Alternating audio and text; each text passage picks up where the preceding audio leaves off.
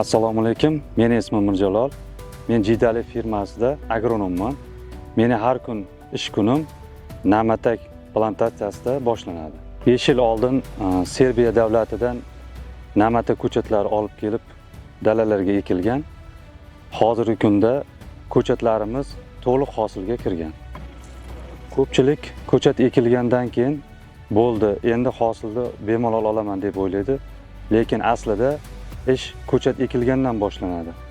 Bunga ko'chat ekkandan keyin har kuni unga kirib parvarish kerak bo'ladi. Tuproq kuzatib olinadi, sug'orish ishlari vaqtida olib boriladi, o'g'itlash ishlari olib boriladi. Kasallik va zararkunandalarga qarshi kimyo vositalar qo'llanish kerak bo'ladi. Shundagina chiroyli, sifatli va mo'l hosil olish mumkin. Na'matak hosildorligi va mevasini sifati nimalarga bog'liq? Mevasini sifati va kelajakdagi hosilni miqdori buni na'matakda to'g'ri vaqtida sug'orish, mineral o'g'itlardan sifatli vaqtida foydalanishga bog'liq bo'ladi. Na'matak yetishtirishda eng ko'p uchraydigan xato nima? Na'matak yetishtirishda ko'p uchraydigan xatolardan biri bu na'matakka shakl berish. Bunga biz o'sha qish faslida yanvar oyi oxir fevral boshlarida bunga shakl beramiz. Bunda o'sha qari shoxlarni olib tashlab novdani yoshartirib turamiz. Har yili yoshartirib boramiz uni. Shunda bu sifatli va mo'l hosil beradi. Mevalarning yig'im-terimga tayyor bo'lganini qanday aniqlaysiz? Bunda biz mevalarni yig'im-terimga tayyor bo'lganligini bilish uchun dala maydoniga kiramiz va mevalarni kuzatamiz. Bunda hosilda 90% ga yaqin qismi qizil rangga kirgan bo'lishi kerak.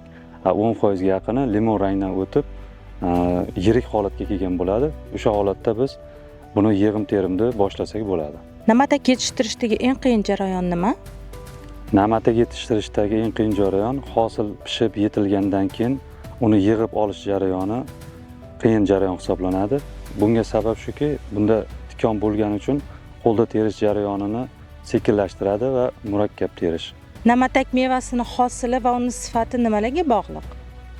Na'matakni hosili va mevasini sifat ko'rsatkichlari uni shu vaqtida sug'orish, uni mineral o'g'itlar bilan oziqlantirish va kimyoviy vositalarni to'g'ri qo'llashga bog'liq bo'ladi va shu iloji boricha biz buni sifatini yaxshilash uchun organik o'g'itlardan foydalanishga harakat qilamiz.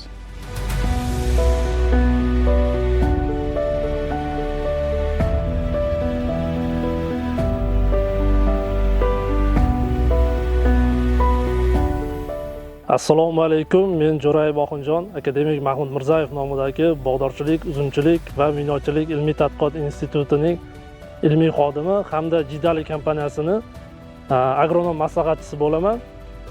Men Jidali kompaniyasida na'matakzorlarda, na'mataklarni parvarishda muntazam ravishda olib borilayotgan ishlarni nazorat qilish va to'g'ri agrotexnikalarni amalga oshirishda o'z hissamni qo'shib boraman. Jidali plantatsiyasidagi serb na'matagi oddiy yovvoyi na'matakdan nimasi bilan farq qiladi? Avvalambor na'matak haqida qisqacha ta'riflab o'tsam, na'matak ra'no guldoshlar oilasiga mansub o'simlik hisoblanib, dunyo bo'yicha na'matakni 100 dan ortiq turi tarqalgan. Na'matak o'simligi asosan Yevropa, Osiyo va Shimoliy Afrika qit'alarida ko'plab tarqalgan bo'lib, na'matak o'simligi yovvoyi holatda tog' va tog'olli hududlari, daryo bo'ylarida o'sib rivojlanadi. Bizda na'matak plantatsiyamizga ekilgan simit va laksa navlari Serbiya davlatidan olib kelingan bo'lib, ushbu navlar yovvoyi holatda o'sadigan na'matak o'simligiga nisbatan o'zini tuproq iqlim sharoitiga moslashuvchanligi, muntazam kerakli hosilni bera olishi, mevalarini sifatliligi hamda mevalari tarkibida askorbin kislota, ya'ni C vitaminini yuqoriligi bilan oddiy na'mataklardan farq qiladi. Na'matak yetishtirishda tuproq holati qanchalik muhim? Na'matak o'zi hammamizga ma'lumki, yovvoyi holatda o'sadigan o'simlik bo'lgani bilan, lekin uni plantatsiyalarda yetishtirilayotganda albatta tuproq muhiti muhim hisoblanadi. Chunki na'matak plantatsiyalarimizni oziqlantirishda, sug'orishda bu tuproq tarkibiga e'tibor qaratmasak, o'simlikka kerakli bo'lgan oziqani biz ta'minlab bera olmaymiz hamda o'simlikdan biz kutgan hosildorlikni olishga erishish qiyin hisoblanadi. Shuning uchun na'matak o'simligi uchun ham mexanik tarkibi yengil bo'lgan, ya'ni unumdorligi yuqori bo'lgan tuproqlar eng optimal tuproq muhiti hisoblanadi. Ushbu tuproqlarda na'matak o'simligi yaxshi o'sib rivojlanadi. Agar o'simlik noto'g'ri parvarish qilinsa, hosilga qanday ta'sir qiladi?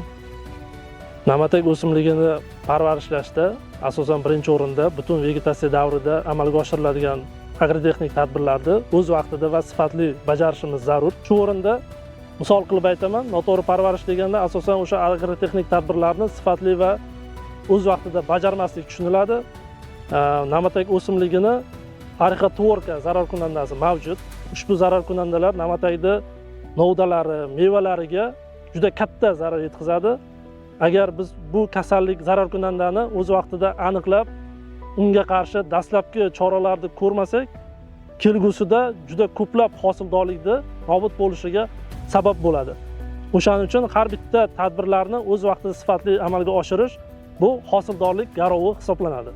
Sert na'matagini O'zbekiston sharoitida yetishtirishdagi eng katta qiyinchiliklar nimalardan iborat bo'ldi?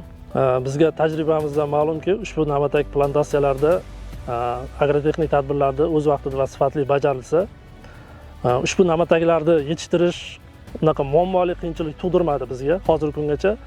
Ya'ni biz kutmagan agrotexnik tadbirlarda noqulaylik, o'simlikda stressga tushishi, nobud bo'lishi kuzatilgan yo'q. Faqatgina ushbu plantatsiya mexanik tarkibi yengil bo'lgan, ya'ni suv o'tkazuvchanligi yuqori bo'lgan tuproqlarda barpo qilinganligi uchun boshqa hudud tuproqlariga nisbatan ushbu yerdagi na'matak o'simliklarini bir necha barobar ko'proq sug'orish talab etiladi. Yaxshi hosil tasodifan paydo bo'lmaydi. Yerga bo'lgan g'amxo'rlikdan boshlanadi. O'z ishini sevadigan insonlardan boshlanadi. Har kungi mehnatdan boshlanadi. Aynan shuning uchun har bitta jidali ichimligi shu yo'ldan boshlangan katta mehnatning natijasidir.